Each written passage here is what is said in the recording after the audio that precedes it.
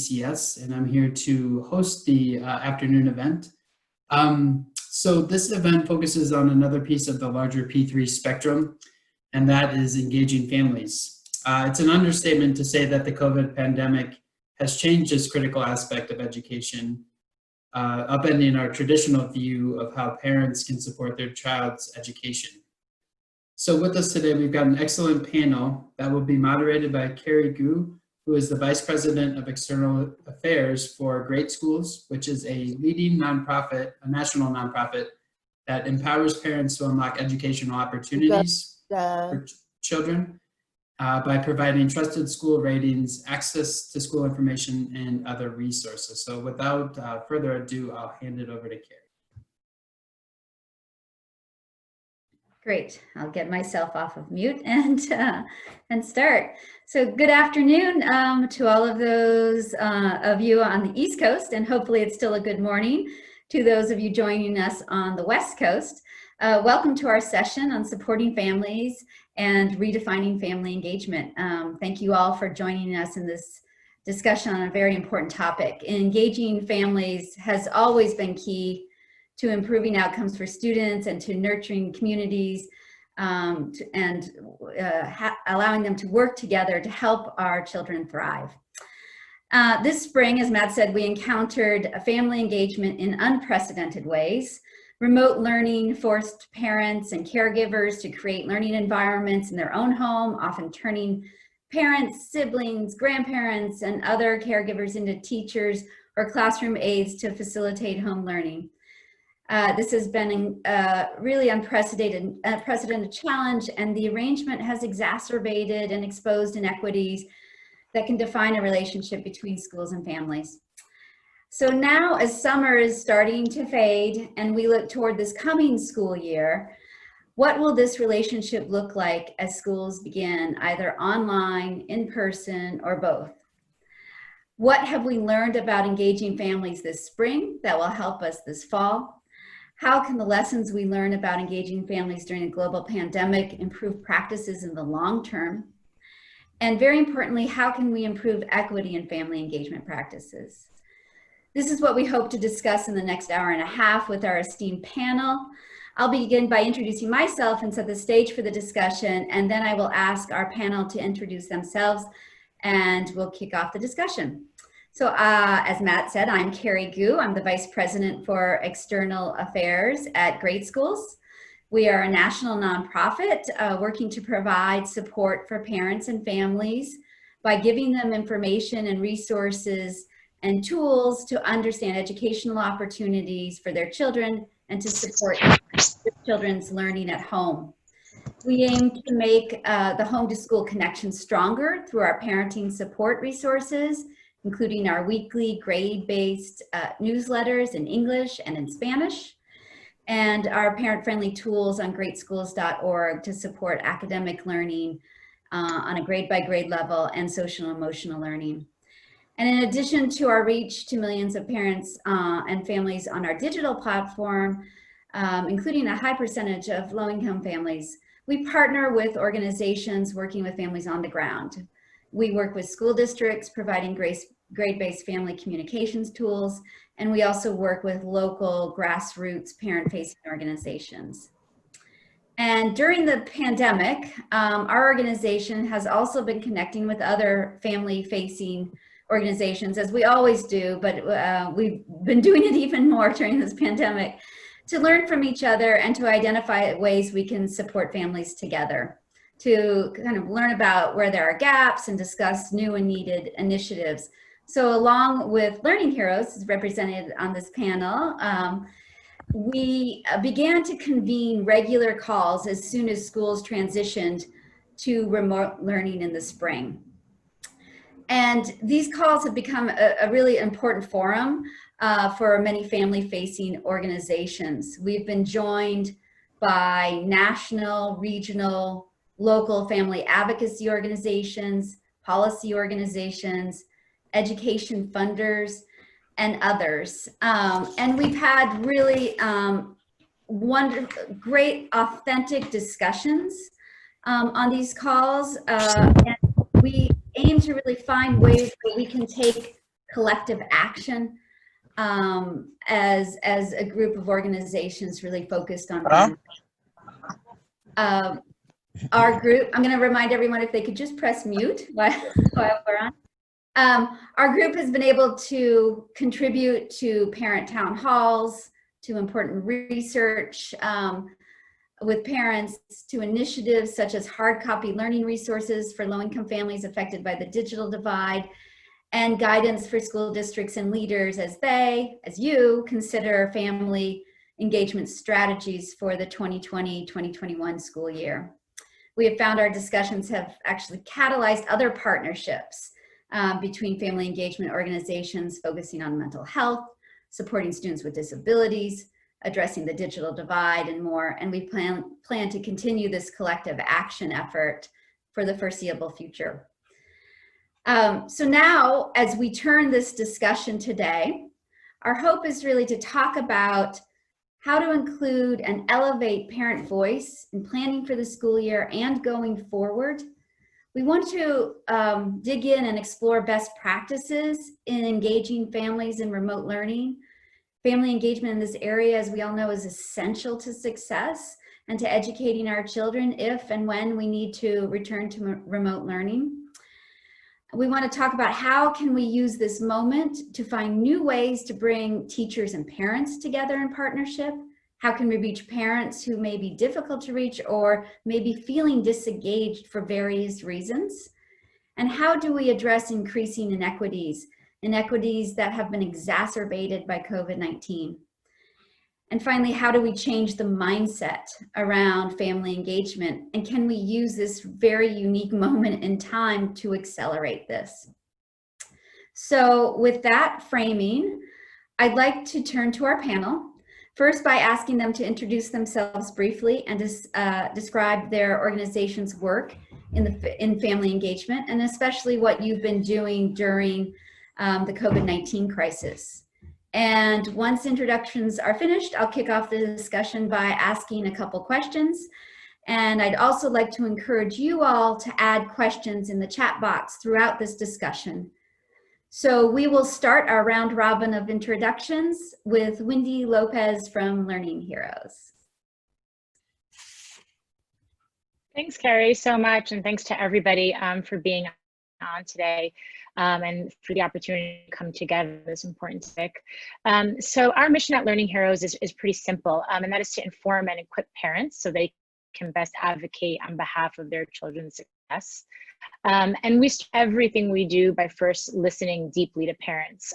So we've done really an unprecedented amount of research with parents and educators over the past 5 years.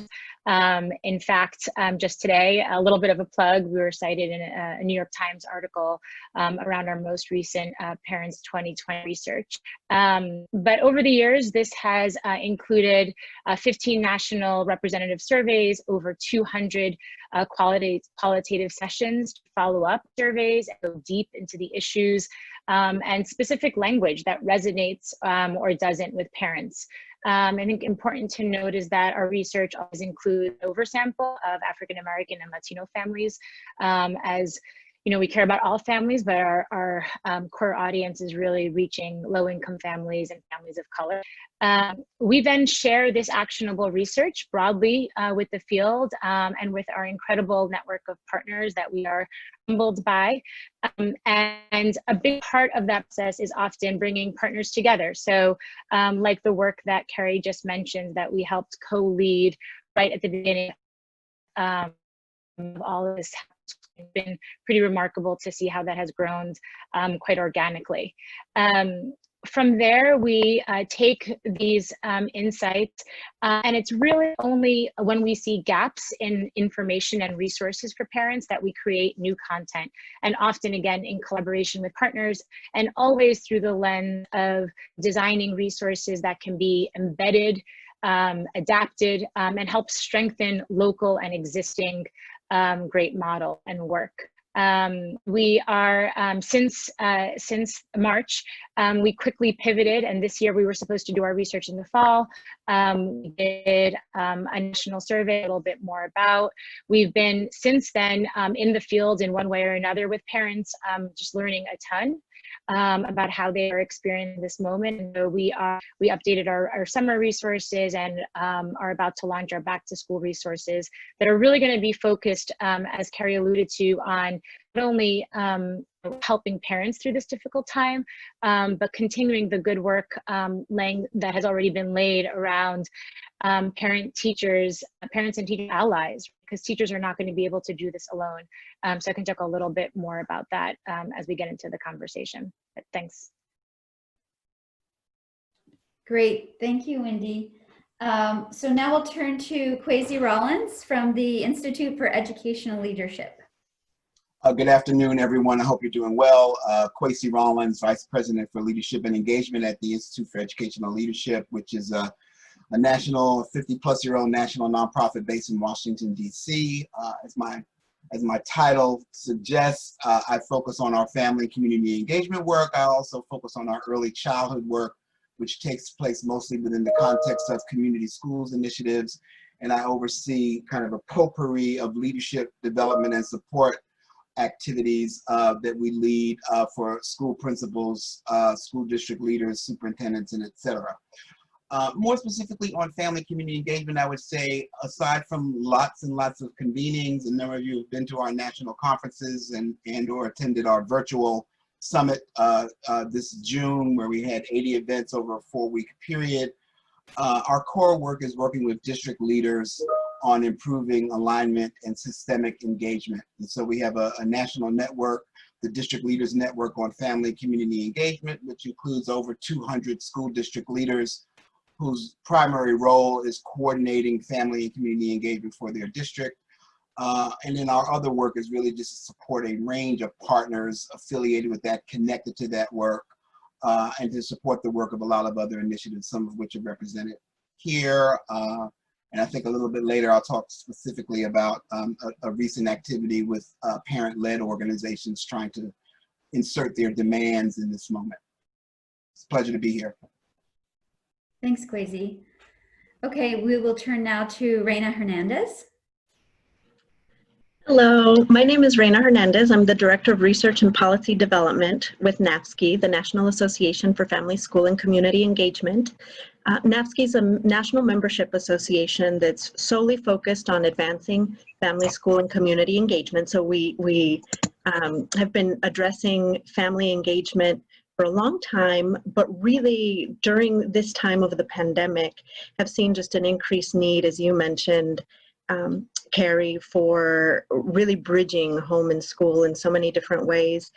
We began in March bringing together a group of national organizations just to begin sharing the resources they'd already developed and plans that they had, sort of next steps for addressing the pandemic. We created a new member community in our online platform focused on the pandemic, populated with a repository of COVID-related resources, but really to open up dialogue between practitioners, including bringing those conversations into our member communities for state education agencies and statewide family engagement centers. We hosted a summer series. We know we've heard a lot about mental health and trauma at every level, from the concerns around students and families and educators and what they're facing right now. So we did do a summer webinar series specifically to address trauma-informed family and community engagement.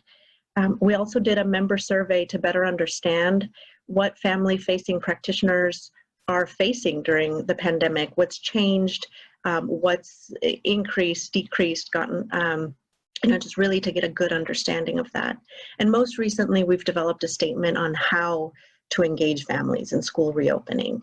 And I'll talk a little bit more about that a little bit later. It's great to be here.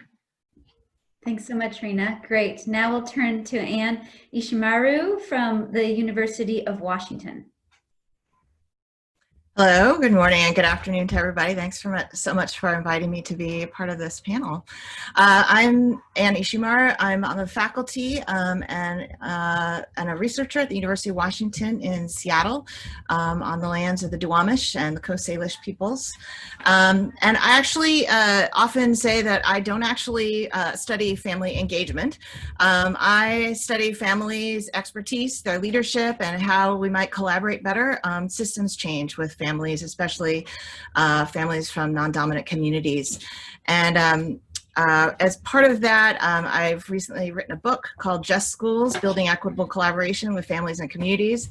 And that's about 10 years of empirical work about not just how to do better on our conventional model of family engagement, but how we might rethink and shift that to foster the expertise and the leadership of families, and to rethink and reshape how we lead change. Also a co-PI on a network called the Family Leadership Design Collaborative. And it's a network of scholars, practitioners, family leaders, and community-based organizations focused on co-designing educational justice and community well-being. And the kind of starting premise of that work is that there is no singular best practices or sort of one-size-fits-all kinds of approaches that'll work for any given community, but that the expertise that we need is within our own contexts. And so it's really trying to work together as a network to figure out how do we do that better? How do we move beyond our conventional models of family engagement that tend to norm on individualistic white middle class expectations, and as well intended as they are, can actually perpetuate racial inequities. So they often function to do the opposite of their intent. And I will talk a little bit about those things as well as we get further along. Thanks, Anne. Great. This is going to be a great discussion. I want to remind everybody to please, oops. As we start the discussion, I'm sorry, I feel I'm having a little technical problem. As we start the discussion, I want to remind everyone to add your questions in the chat box, and we'll try to get to as many, if not all, questions as we can. So let's kick it off by, I'm going to turn to Wendy. Wendy, you mentioned that Learning Heroes conducted a nationally representative survey of families, and you pivoted pretty quickly in the spring to accelerate that research so that we can learn about what families are experiencing during this crazy challenge that they were faced with all of a sudden. And I'm wondering if you could tell us a little bit more about the findings of that research and what you've learned about families and their experience during this time. Yeah, absolutely. So as you mentioned, in April, we quickly pivoted and did a national third-party representative survey of more than 3,600 parents and guardians with children in public schools, grades K through 12. And really the goal was to understand how they were experiencing and how they were looking ahead to the fall. So for the context of this conversation and where we are, I'll highlight three what we believe to be really actionable insights that that each have some really interesting findings, again, leaning into the opportunities to support parents as the experts of their children in the months and come. So the first insight is that parents still need and deserve an accurate picture of their children's progress. So despite more time engaged in supporting remote learning, parents' perceptions of their children's grade level ability actually increased over the last year. So this jumped from 90% to 92% of parents believing their children are at or above grade level. And this number, that 92%, is regardless of race, income, or education. So this continues to us to point to a stark disconnect, as we know from national data that it's close to a third of our students performing at grade level, and for many of our communities that's even lower. And I think there's another important data point that sort of sheds light on why all parents deserve to know how their child is achieving. And that is that parent aspirations for their children's future have increased. So with 76% of saying it's essential for their child to get a college degree. And in fact, over the past 5 years of this annual survey, education as a top priority has consistently been higher among Latino and African American parents. That won't be a surprise to all of us from those communities and working with families who continue to be among the most underserved and I think undervalued in our school systems. So this first finding, I think, really speaks to that, you know, as a field, we need to make faster steps in authentically believing in parents, listening to parents, as Anne was saying, as the experts of their children, as co-creators, so that they can actualize their role and have the information they need to support their children. So that's the first finding. The second, which again I think speaks to community, is that parents are activated. The good news is that despite this inflated perception, this deeper engagement, I think is going to have parents showing up differently with higher expectations from their schools. So, for example, you know, parents feel or reported feeling more connected to children's day-to-day learning than they had before. They have a deeper appreciation for their teachers. The vast majority of parents said, for example, that they plan to get a better understanding of what's expected of their child this year. They want to make more time to talk to their children in depth about daily assignments.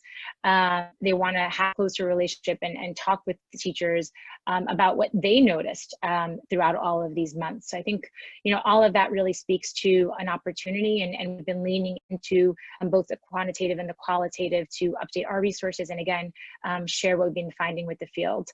And then third, you know, I think all of the data this year and just sort of looking over the past 5 years really points to that parents are ready and eager for a new kind of partnership with teachers. I think to be successful in, around this, we need to lean into what we know as a field to be true, right? From not only our research, but great frameworks like Dr. Karen, and lean into these partnerships in a through a strength-based lens, as Anne was saying, right? Some through, you know, real belief and trust. Where we sort of sit is really focused on that shared understanding of a student's achievement, right? And so from there, once having that shared understanding, parents, teachers can then co-create learning plans, maximizing teachers, parents, and student roles in support of not only academics, the social and aspects as well, that will ultimately serve our children, you know, in the classroom,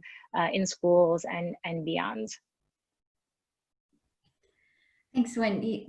It's so interesting to kind of think about that disconnect between parents' perception of where a child might be, and really the need for parents to have that accurate view of a child's progress, and the real desire. And I guess it's not maybe a disconnect, but it's a real opportunity right now to. Right.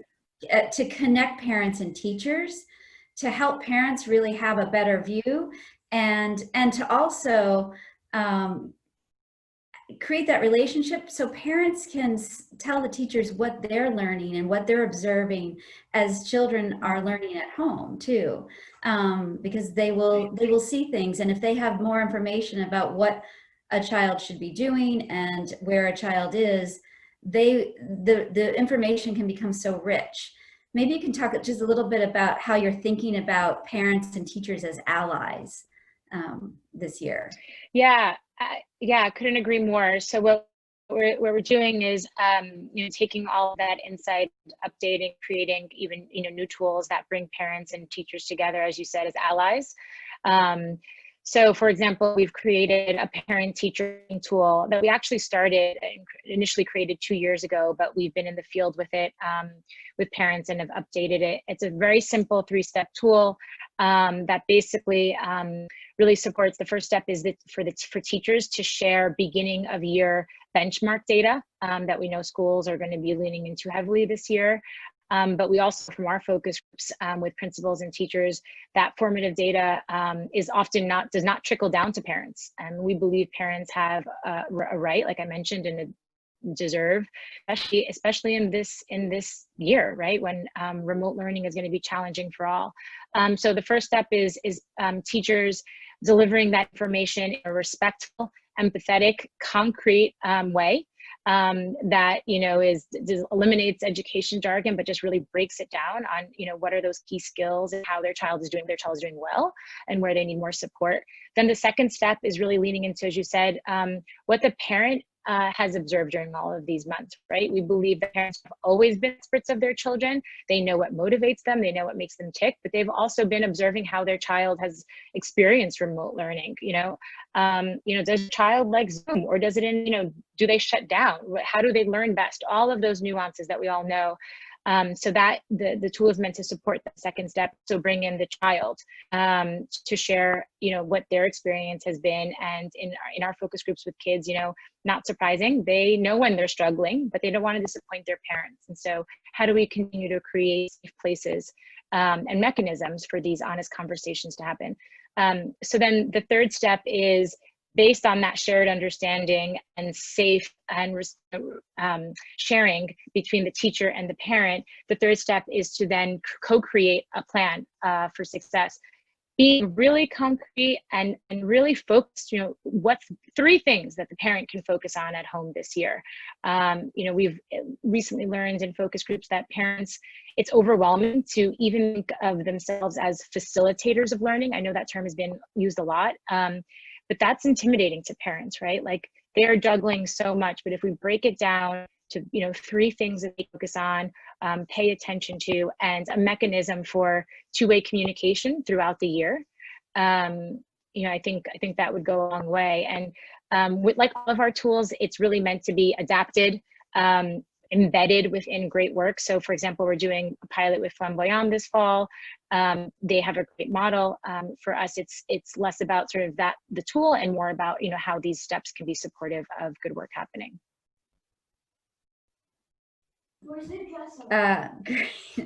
My 8-year-old just pounded into the room. This is what we all are dealing with, aren't we? Thank you, Wendy. I think this is going to be a really interesting year, and hopefully some very innovative and new ways of parents and teachers working with each other will come out of that. I wanted to turn to Reina and ask you, your organization has worked with many states on policies regarding family engagement. Can you talk a little bit about how the voices of families can be elevated in some of the policy decisions and planning that is happening? Absolutely. We've been thinking about, obviously, family voice is always important, but right now, including families in decision-making and the process of partnering around learning has just become that much more important. And we really think that there is a huge opportunity for schools to reach out and connect, and for that to happen at every level. We've done a lot of work with states, both state education agencies and also statewide family engagement centers, which are currently have 12 centers across different states. And we've seen them do a number of different things. So based on what we've seen and looking at national data on parent perspectives, including the Learning Heroes report. So thank you for the Learning Heroes survey. In addition to the survey that we conducted, we've developed a position statement identifying 5 areas where we see at every level, there's an opportunity to engage families in different ways. The first is championing equity and diversity. And that equity is always a value, but really turning it into a practice, making sure that from right now, the data that's being analyzed, looking at surveys, looking at family need, focus groups, outreach, just at every level of everything that's taking place, making sure that there's intentionality around really understanding what the different perspectives are from families, because we know that families are all facing this pandemic, but they're not all in the same situation. And there's a lot of variation in the circumstances and in the supports that are needed and the strategies that are going to work best for each family. So really being intentional about addressing diversity. In Massachusetts, there's a coalition of state agencies, including education, early childhood, child and family services, a range of child and family serving agencies that are conducting focus groups right now to better understand the needs of families, and they're focusing on both the general population and then really trying to target groups facing particularly challenging circumstances so that they can learn as a state about how to better serve families in the times of the pandemic. And also they're tackling racial justice very head on. So, I definitely applaud that work to advance equity.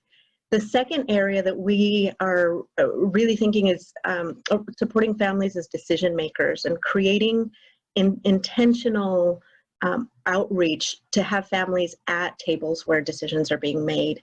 And we know that it's not just one time, one decision. These plans are changing day by day. They're being revised.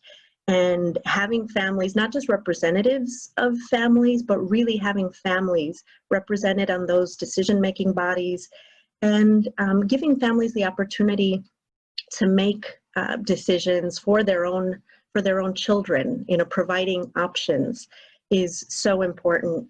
In the state of Kansas, the commissioner and assistant commissioner created a series of groups to develop their state plan called Navigating Change 2020. And they included families in each grade band group and supported them with their Parent Information Resource Center to make sure that family voice was part of the decision-making around their state plan, which I think is such a great example. The third area is around building the capacity of educators to effectively engage families. We know this was a challenge already, but in the survey we just conducted, only 43% of educators felt that they had been prepared to effectively engage families during this time. And so there's a lot of work to be done there, from training around building relationship with families to how to support at-home learning. It's a challenge for a lot of educators. We've seen states like Hawaii develop a back-to-school kind of resource guide around family engagement for educators with very simple tips and links to resources. Massachusetts is developing a statewide family engagement training specifically for educators in this time to be able to respond and be adaptive in their support. The fourth area is around providing families with access and resources to really be learning partners. At-home learning has always been important, but now more than ever, families are faced with trying to figure out how to best support children remotely. The Learning Heroes survey and others have found that families are in different places around their comfort levels with supporting at-home learning and the resources that they need. We've seen huge gaps in access to technology and resources. So I think that that's a huge systemic area. Hawaii and Oklahoma have both put together resources for families around supporting at-home learning and distance learning that are good examples. And the last area is really around supporting family well-being. There is so much need right now. Our survey found increased need across the board, but particularly around access to basic needs, food, housing, mental health support. So, we've been doing this focus on trauma-informed training.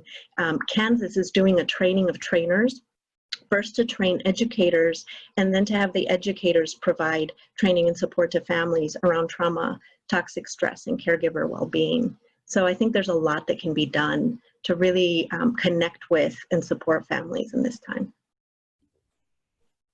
That's great. And the examples that you give from the various states, I think are powerful to know kind of who is doing well and really pivoting and addressing some of these really key areas. I know in supporting families for at-home learning, we hear a lot of talk even about the digital divide, but digital literacy. There's setting up families at home and being able to take advantage of the technology means that you also need to learn about the technology and all of the other learning materials and resources that kids are coming home with, and how to help really set up a learning environment, but to empower families to be able to do that is so key. as well as all the other areas that you've mentioned. I'd like to continue along this theme of parent voices. Quasi, your organization got together with several advocacy organizations to elevate family engagement in the reopening plans of schools. Can you tell us a little bit about how that worked and some of the outcomes? So a couple of things worth mentioning. You know, back in March, you know, we're also the home for the Coalition for Community Schools, and so we are tapped into you know, a couple of hundred partners, hundreds of communities that are using that kind of a strategy to promote cross-sector partnerships and deep community and family engagement, you know, as part of providing, you know, kind of a holistic level of supports in the development of children and families. And so we started with weekly town hall meetings back in probably middle of March with all of our partners and practitioners across the country. We also convened family engagement people, et cetera. And that really gave us a unique window into the ways in which folks were responding to the crisis, into the ways in which they were innovating, and also some of the places where they were kind of coming up short. One of the things we learned, which I think we've all learned now, is that in places and schools and districts that already had a practice of deep collaboration and partnership and good engagement with their families and communities, they had an advantage in being able to pivot, you know, in the midst of kind of the crisis moment. Everybody was overwhelmed, but those folks had more of an advantage to really connect and do the kind of things that would serve their families, whether it be distributing lesson plans, Chromebooks, food, pivoting around school-based mental health, etc.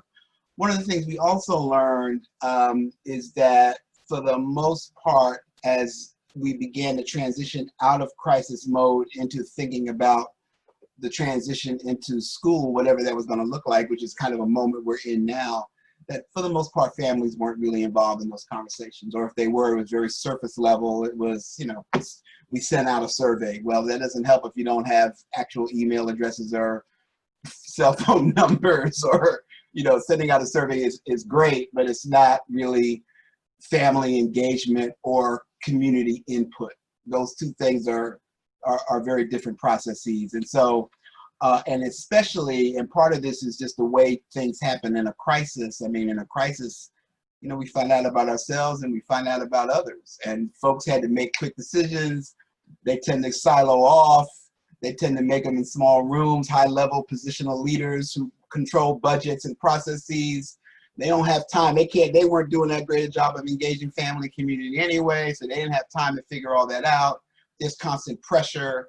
There's all of those things. So some of that is not an excuse, but that's just part of the context for all of this. And yet, it's never a bad idea to engage families in this process, because they're the ones that have to, you know, they're going to bear the brunt of it. They're the ones closest to the ground. They're the ones that really need to be engaged in this, not just as passive recipients, but also as thinking partners.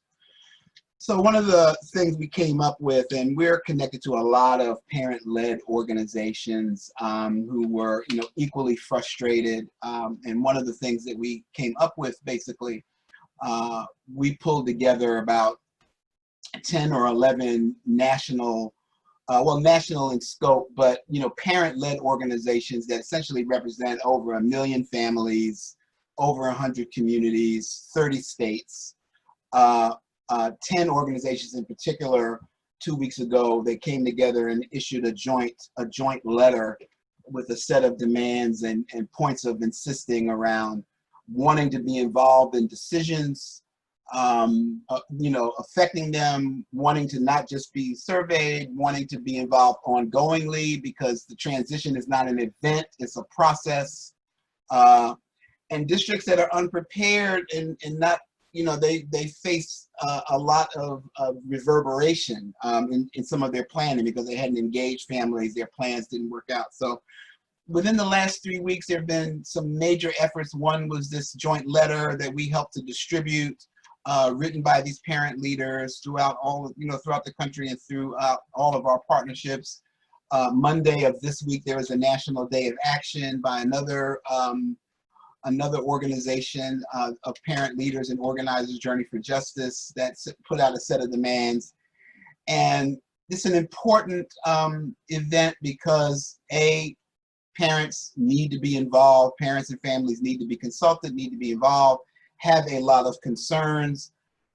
When decisions are made in small rooms, there tends to be kind of a one-dimensional aspect to the decision making. Like a lot of schools decided because their health department said our numbers are good, so we can open schools as safe.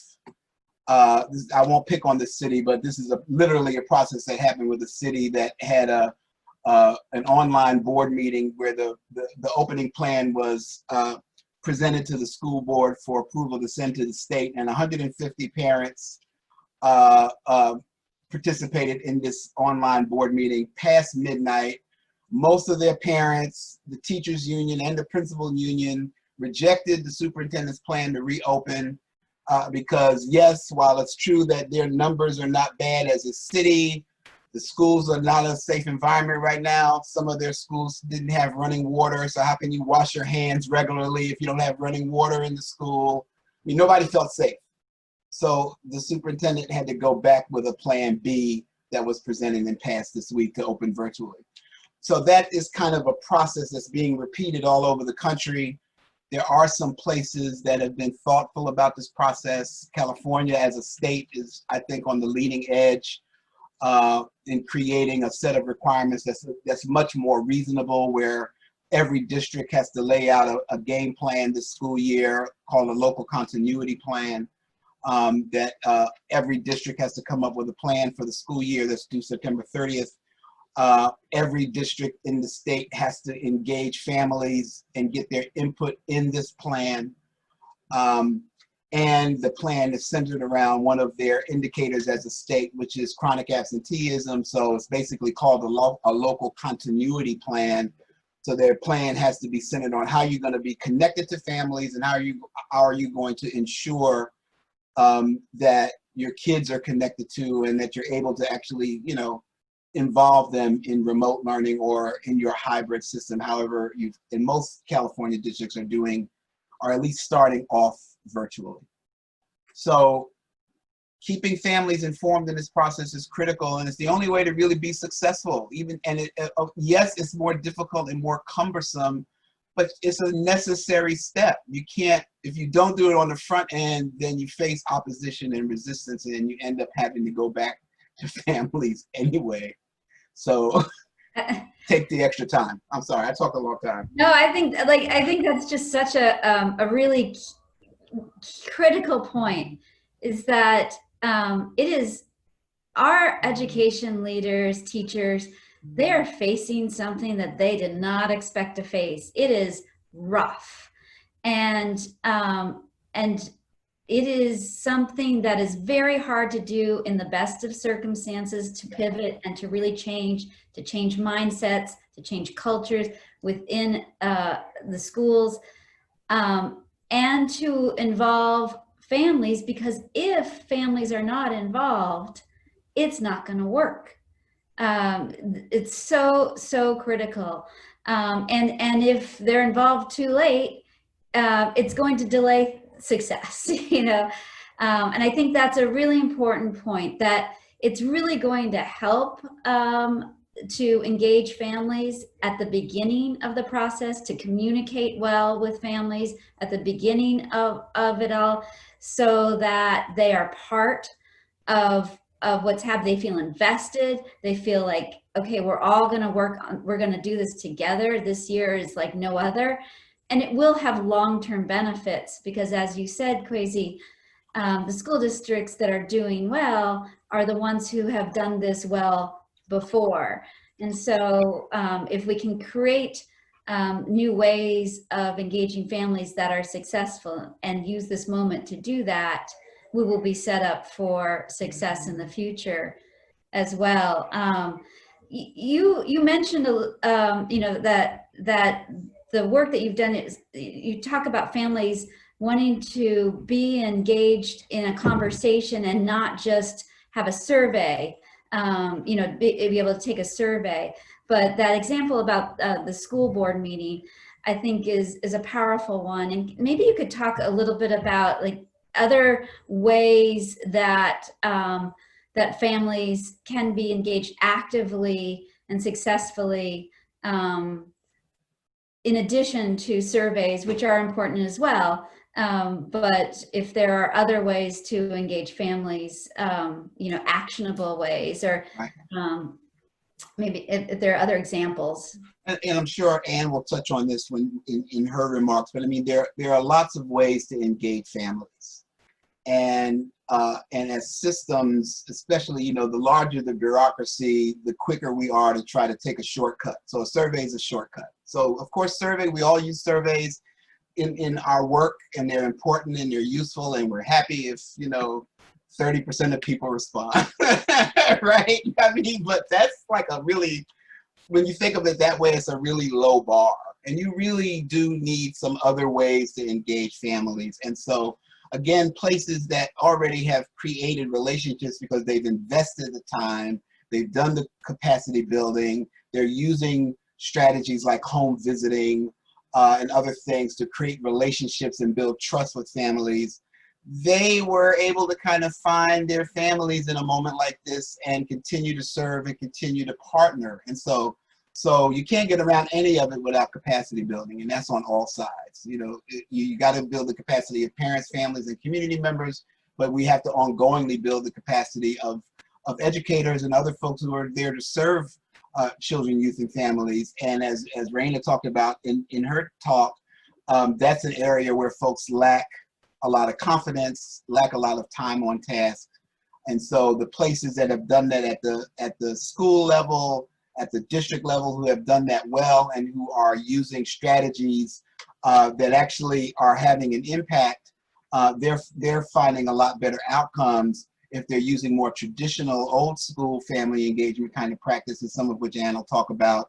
Then they're not really, which maybe works well in a middle class neighborhood family where one parent is always at home. I mean, some of those old school methods worked for a certain set of conditions, but 51% of kids in public school are in poverty, right? So, and their parents are underemployed. They're working 2 or 3 jobs to make a salary. So it's not that they don't want to be engaged. It's that it's harder to engage them because you got to have some creativity. They can't come to the meeting that's set up at the convenience of teachers. One of the silver linings in this, broadband access notwithstanding, is that families have been engaged online, especially once they figured out how to use Zoom. It's like that district, that meeting I talked about where, they had 150 people, most of whom were parents, testified at a board meeting and said, this plan is unacceptable, and it was rejected. So they were on until after midnight, this particular board meeting. Think about that. So families, if we work with them and if we understand their context and get outside of assumptions, many of which are, based on bias and other kinds of issues, if we get outside of that and actually understand who our families are, what they're dealing with, what their schedules are, they can not only be engaged, but they can really help us do better. And the places that have figured that out have created true partnership. There are, the kids and the, children and families are all the beneficiaries of that. Places that haven't quite figured that out,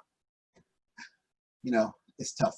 Yeah. So I hope I answered your question. And I know Ann will answer it better. So. Yeah, I want to turn to Ann. I will say I think you got something though that the Zoom has really offered an opportunity, and in some ways taken down a barrier. I'm sure for some families it's also put up a barrier, but in some ways it's taken down a barrier to be able to show up to meetings. I've certainly been on my kids' school meetings on Zoom, and there are a lot more parents than there usually are in that community hall, and it's nice, it's great.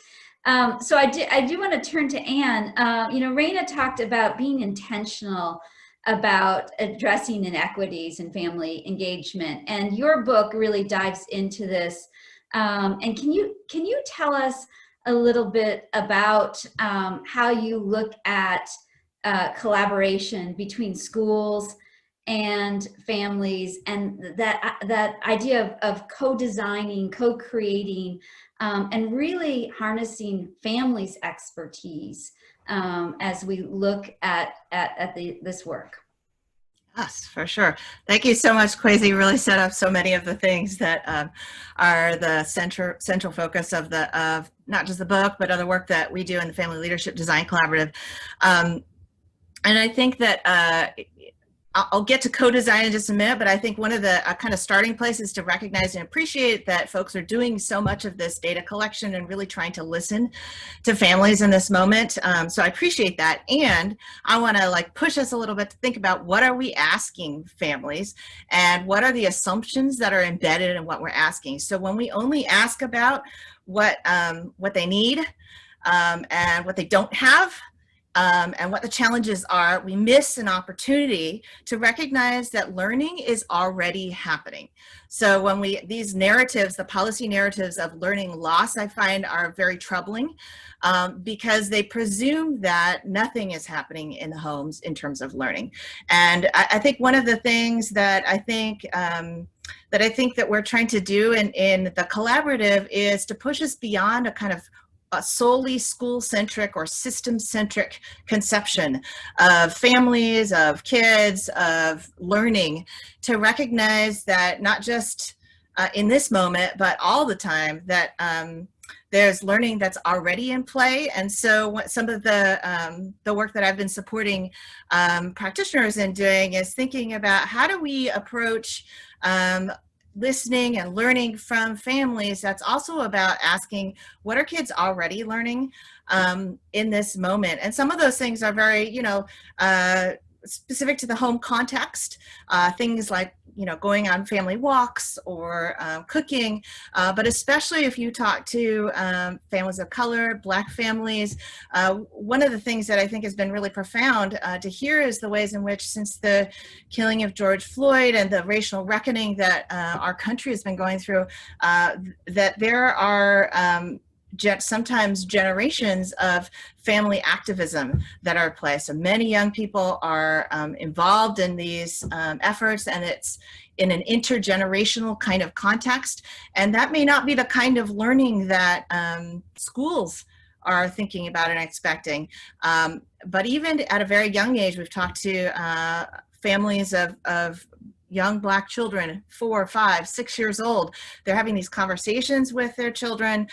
They are interacting with other families and with community. It doesn't always mean that they're on the streets marching, but there's some really potent, culturally affirming and also critical sort of kind of recognition of the critical racial inequities that exist in our society, in our system. And those are some really powerful forms of learning that are kind of reconnecting young people to their lived realities. And so, Quasi talking about some of the engagement that's already happening, I think is really powerful for thinking about both sort of through the community organizing and those kinds of efforts that are happening. There's this movement around decriminalizing Black and brown kids in schools that we're seeing across the country. And so also this kind of narrative of like parents aren't engaged. I think we need to trouble a little bit because actually there are a whole lot of folks engaged, but it just might not look the way that our formal systems are accustomed to.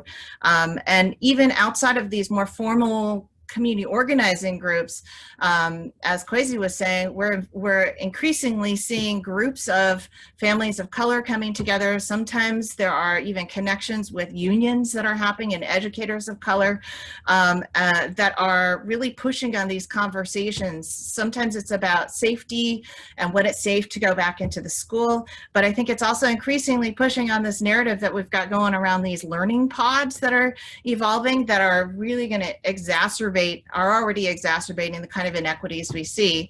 And so that there are also groups of families that are beginning to come together and say, how can we do this differently? How can we still leverage some of the sort of small scale possibilities of connecting with other kids, other families in ways that are safe, and not undermine public education, not reinforce the racial inequities that already happen? Are there ways that we can partner with each other and with systems to reshape some of those conversations? And so, you know, I think that this is one of the things that I've seen that I think has been a kind of opportunity in the way that both Quasi and Carrie you spoke to, is that once folks kind of are getting into this, the Zoom or the electronic spaces, it's actually opening up some spaces for folks to connect in ways that they weren't able to before. And even like with some of the groups that I'm involved with, they've been working things like how to do interpretation, simultaneous interpretation, using some of the technological tools that are available.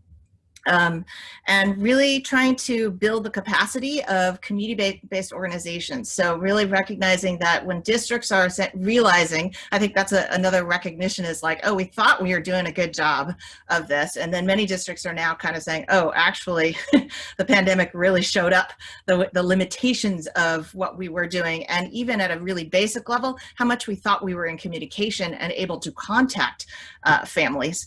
That community-based organizations, especially culturally specific community-based organizations and the ones who are providing the kind of basic needs as well, can be a really important folks to help connect in those moments, in those spaces and the places that districts and systems are really struggling.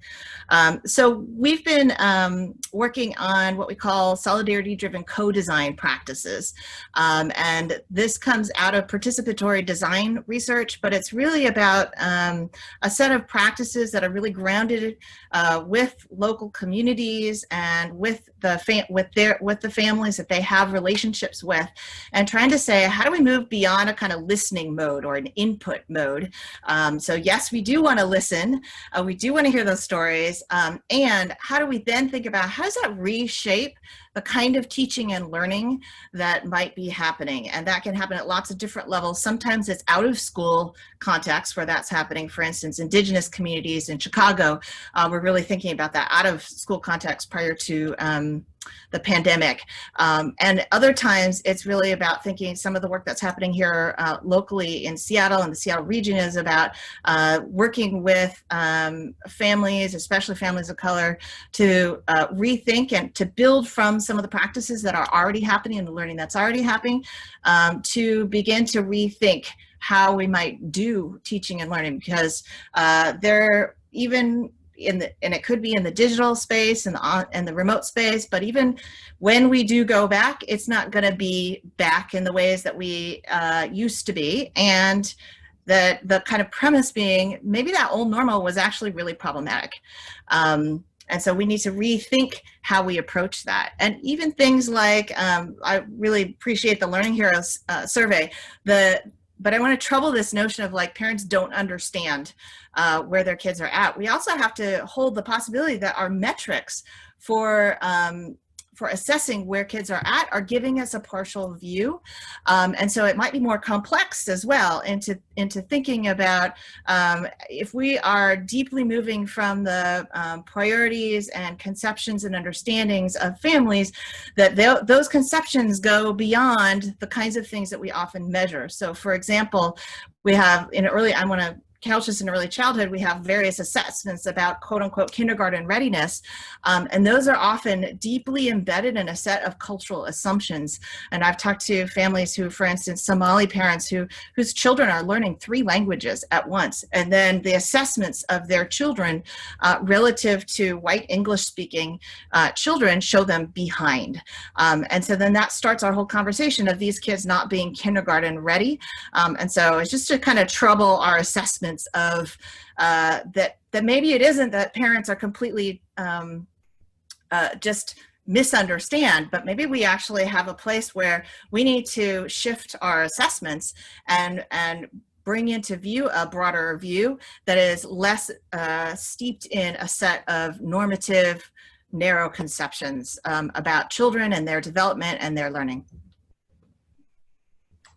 Thanks, Ann. It's a great point. It's something we think about at grade schools a lot, and that this is really a moment where we have an opportunity to think differently about how we look at school quality for all families, and how schools are addressing the needs of different families, and how can we measure that and take a look at it. And this is a real moment to kind of rethink that.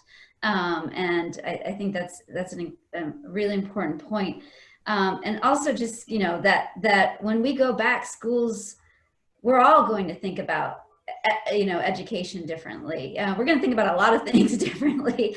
But again, a moment for us to work together to kind of engage families, but as you say, kind of work and look at things from very different perspectives than we have been doing. This does give us an opportunity, as challenging, as difficult it is. There are many doors that this crisis has opened for us to be able to do things differently and to serve families who haven't been served well. And I really appreciate your comments on that. I want to turn to a participant question right now. We have one question that says, what are some examples of how schools are working with childcare providers to help make sure working families are supported when the schools can address their comprehensive needs? Anybody want to take that one on? Anyone on our panel? It's an interesting question. I think, schools, in and of themselves are not necessarily working with childcare providers all the time. It depends on the context in which the school exists. And I know in the community schools context, where there's a little bit more collaboration and where there's more alignment between early childhood spaces and K-12, including, although Head Start and early Head Start is not childcare per se, but it is in the early education realm, there is much more organic connection there. And for places that are thinking across, kind of birth all the way through, kind of cradle to career, there's more of an intentionality around kind of understanding what those smooth transitions should look like and what they can be. And that's critically important. It's a good question, considering that this is a family engagement workshop within the context of a pre-K to 3 conference, and we have kind of defaulted to talking about K-12. But I do think that there are a lot of examples of folks in that space that are connecting with families and also pivoting around their strategies. I know I work closely with parents as teachers, which is in kind of the birth to age 3 realm. And one of the first things they did was pivot their home visits to virtual home visits, and they had great success. And that's a very different kind of home visit than, for example, parent-teacher home visits, which is more in the K-12 space. But nevertheless important to be able to connect with families of young children. But I think just to go to Ann's last point around the way we talk about what parents know and what their kids can do, which is also related to this whole issue of childcare, because in a lot of places working with the childcare workforce is critically important to the school readiness enterprise. But the intentionality isn't always there. And so some places have figured out through connections with community colleges and et cetera to really boost the capacity building and knowledge of the childcare workforce, which is critically important. And some of those partnerships extend into schools and into school districts at the K-12 level. But a lot of it is also perspective of the workforce and perspective of educators. And one of the mountains to climb in terms of a smoother transition from birth into the early grades is to have principals in particular, but staff at schools understand that those kids are coming to your school eventually, and it's not a bad idea to have some community engagement, some partnership, and to have a relationship with the child care providers that serve your community where those kids are coming to your school. And not only that, but many of those kids in childcare have siblings in your school. So there's a whole opportunity to really connect with the entire family. And there are lots of examples, though more individual than systemic, of principals in particular and other staff who kind of get that and have really been more intentional about having great relationships. Thanks, Quasi. I want to encourage everyone to add questions to the chat, and we have an incredible panel.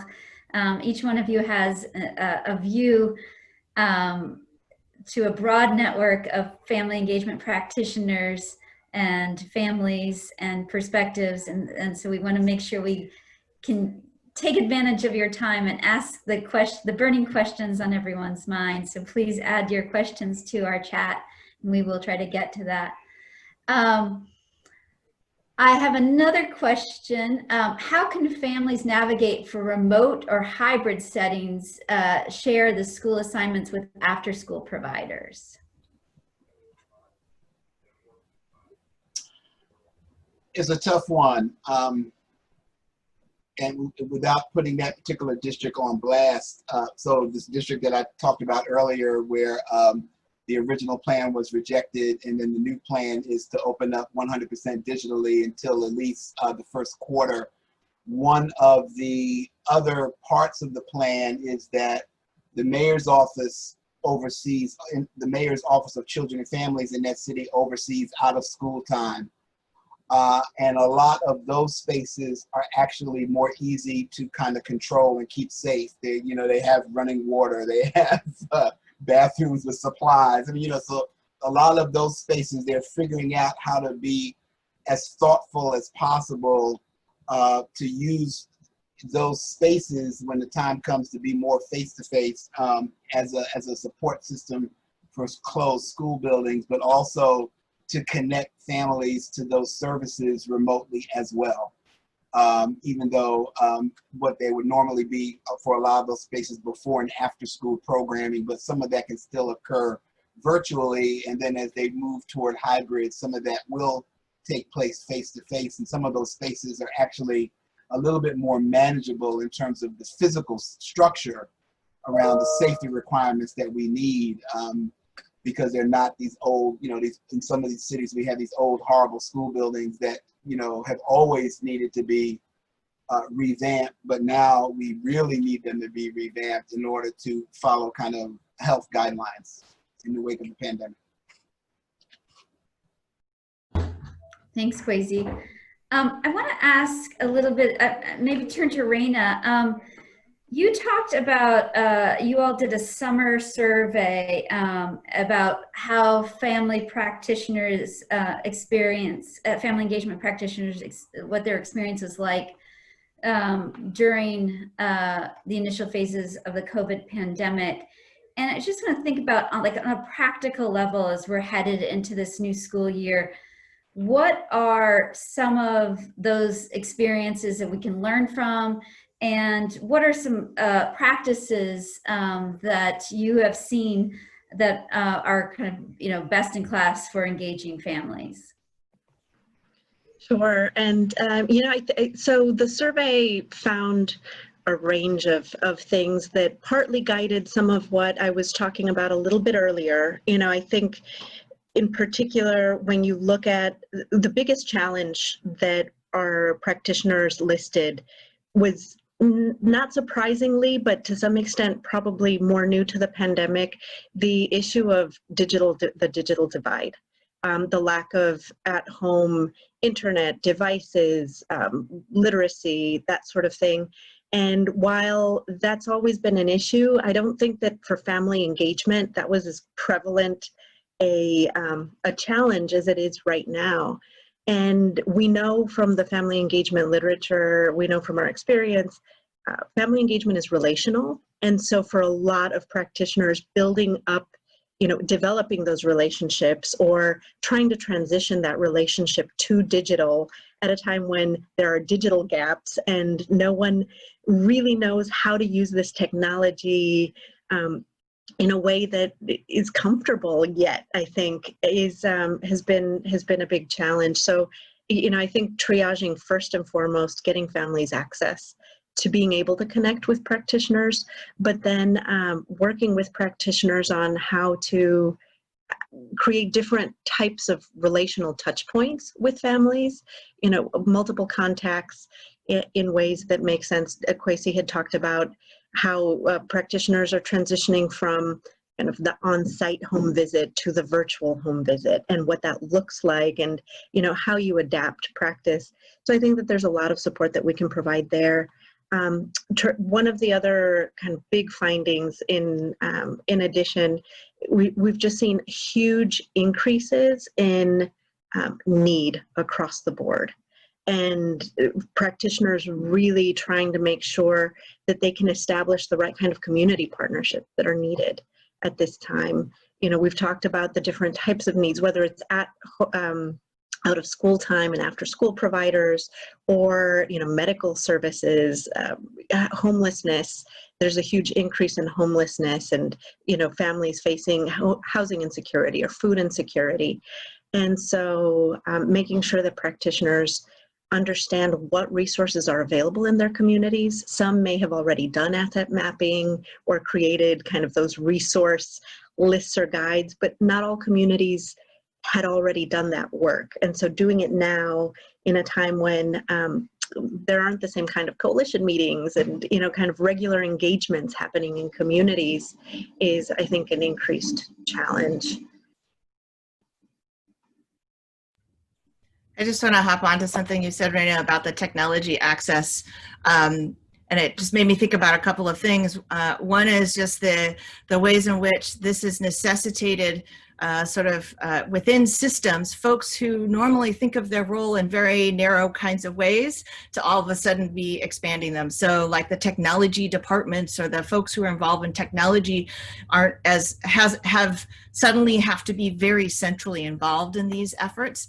And it really connects to like an example that popped to mind of a community-based organization that I'm familiar with that actually did some work. They identified youth in a particular community and trained them to use the school side platforms and the technology and all that kind of stuff. And then the youth were doing kind of intergenerational work and helping families to understand how to use that. Sometimes they were, youth within their own families, but other times it was youth across the community. So I think that there are some folks who are doing some creative, taking on some creative approaches. Because these technical access issues sometimes seem like it's just a matter of getting tech access to materials and to hotspots or whatever, that kind of thing. And so I appreciate you highlighting that, because it's also about the capacity that folks have, and that a lot of young people actually in the older age groups have a lot of capacity and knowledge that they can share. Thanks, Anne and Reina. I want to turn to Wendy Yeah. to address another comment / question in the chat about assessing children, and families need to know where their children are, and kind of tying that together with Anne's focus on learning, and whether whether or not it's the system standardized learning, and what your thinking is on that going forward. Yeah, great question. And really want to build on what Anne was saying. I mean, we could not agree more that learning is happening every day. I do this, under 5, and I'm doing my best. And did we make every Zoom in the spring? No, but I know I was teaching them. I was teaching them the values of, hard work, being resilient, being creative. So, could not agree more. In terms of sort of this notion of helping parents have an understanding of how their child is progressing, we share that stat really sort of in concert with what we're also hearing from parents, again, really focusing on low-income family parents of colors. And that is that consistently over the past 5 years, they've also told us that they want to have a more clear understanding of how their child is progressing, and specifically what these grade level expectations look like, right? So, you know, for example, the great work that Great Schools has done with the milestone videos. You know, we work with NET on their parenting minute videos that really highlight real parents teaching all kinds of things, not just academics, but life skills, managing a schedule or time management. You know, another piece of research that we did 2 years ago was all around understanding how parents and prioritize social emotional skills, and as parents call them, life skills, right? So based on that work, we created a whole facilitators guide for organizations and schools and educators to be proactive in eliciting from families, hearing from them, you know, what are those skills that matter to you? Really interestingly, nationally, respect rose to the top, but as you mentioned, and a lot of these life skills are cultural, right? So like different things to different parents.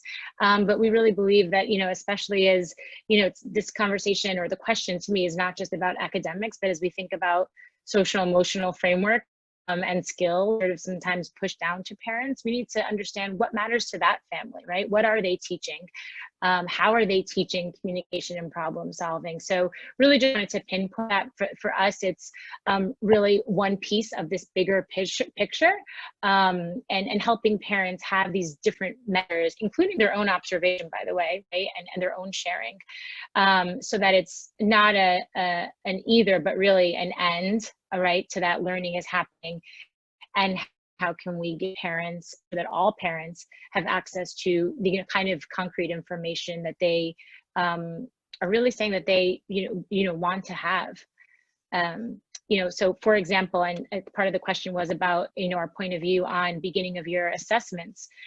For us, you know, those kinds of you know, low stake assessments are all about just information sharing, helping parents know how else they can be supporting learning at home, not already happening, but they can be doing. So, you know, for example, 2 years ago, again, leaning into, you know, what parents are telling us they want, we, in concert, in partnership with experts in math and reading, we created a very simple readiness check that is meant to be low stakes. The child answers 3 to 5 questions, and parents get to see how they have learned end of year skills that we know from our experts in research are important to build upon new skills. And that tool in particular, academics, but at the end of the tool, it's really about giving parents really concrete, skill-specific videos, information to help them work, you know, at home. So for us, you know, like I said, it's part of that bigger picture of arming parents as they're experts of their children and as their heroes. I can drop this additional research in the chat box as well that I'd mentioned. That'd be great. Thank you. Anne, do you have anything to add before we leave this conversation? Yeah. Well, I appreciate the sort of call to different kinds of assessments and sort of more robust information gathering. And I think that I think that there are a couple of dynamics that we just have to watch from the field at large. One is that and it's natural, right, that there'll be this kind of rush to, like, we need to understand where kids actually are. And I think that's really smart. That's really good. And not to conflate those with particular assessments. And there's a kind of rush, especially from the standardized assessment companies, that's fueled by all kinds of other things that are beyond what's best for kids necessarily, let's just say it that way. And so really thinking about, even in the realm of social emotional learning, for example, I have a grad student who's actually looking at the dominant tools and assessing the extent to which those are addressing issues of culturally responsive or sustaining pedagogies and the kinds of conceptions embedded in those tools.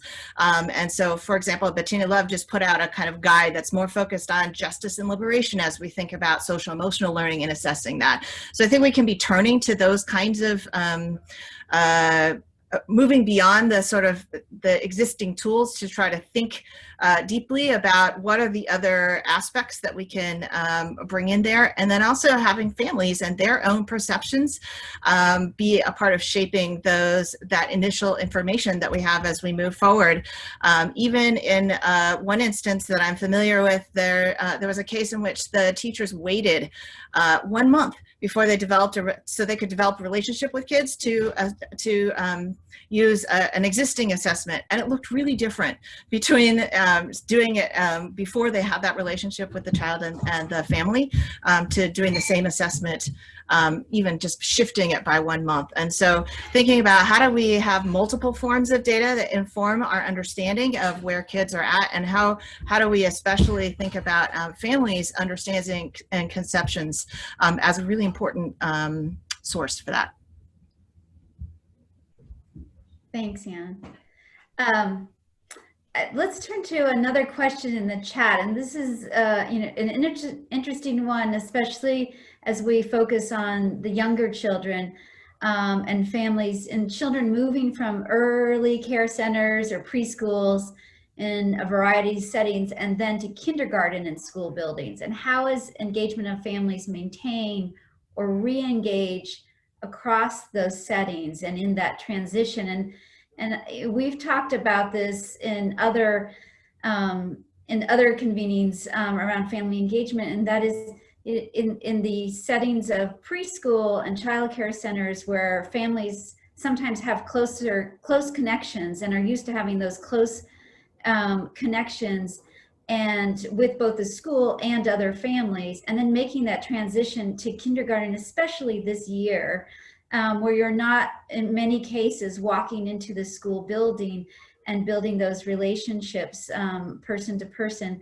How do we maintain family engagement for those new families coming in to kindergarten, if this is the first time they're coming into into an elementary school?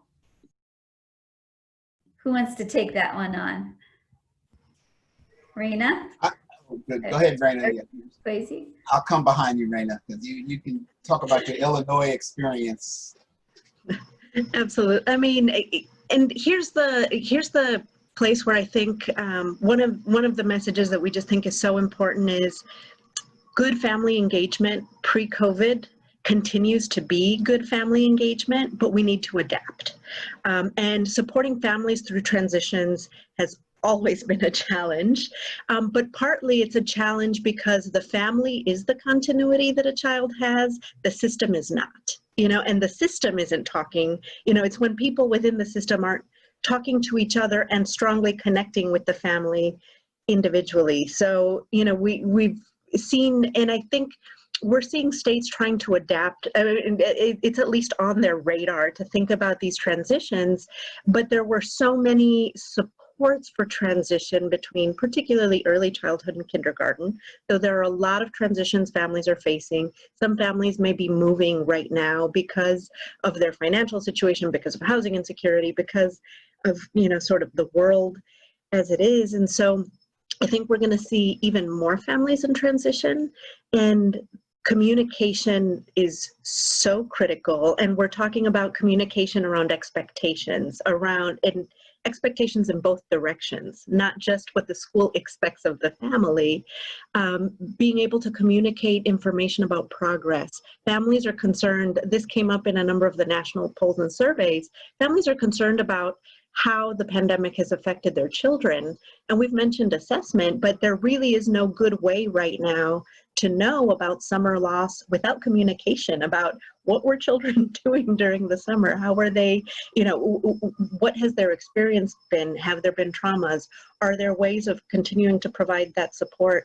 So I think we should probably be treating every family as in transition, because these are all questions that need to be asked, even if there's continuity within a school, but using some of those old levers that we had around communicating information between systems, we just need to adapt some of them to make sure that we can do them, under the current conditions.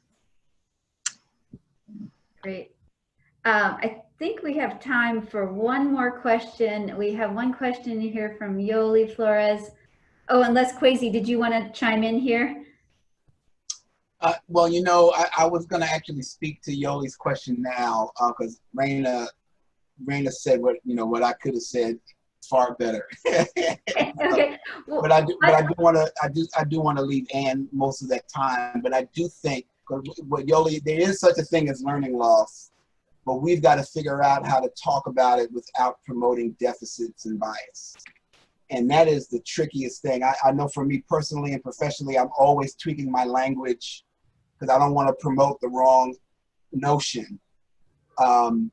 And so while it is true that there's knowledge, there's community wisdom, there's all of that, but we also know we can't get back all of that academic time we lost, in the wake of the pandemic.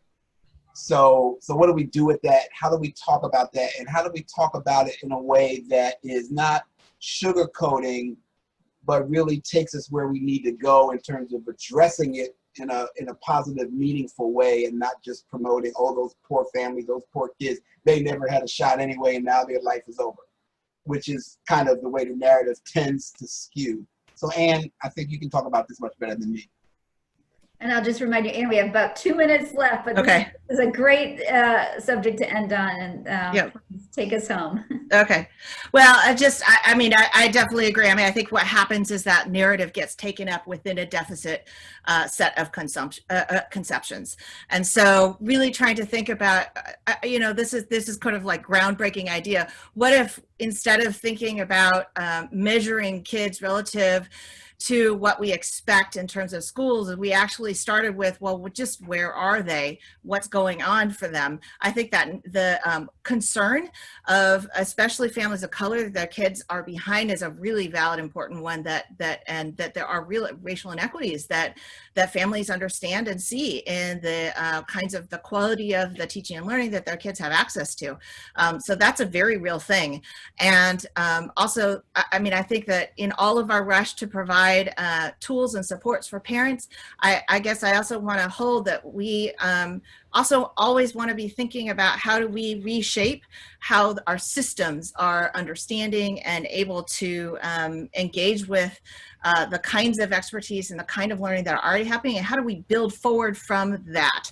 So instead of saying you didn't do this, we now need to catch up in these particular kinds of ways, but how about what did you do? What did happen? What did you learn? And how do we build from there towards more expansive forms of learning?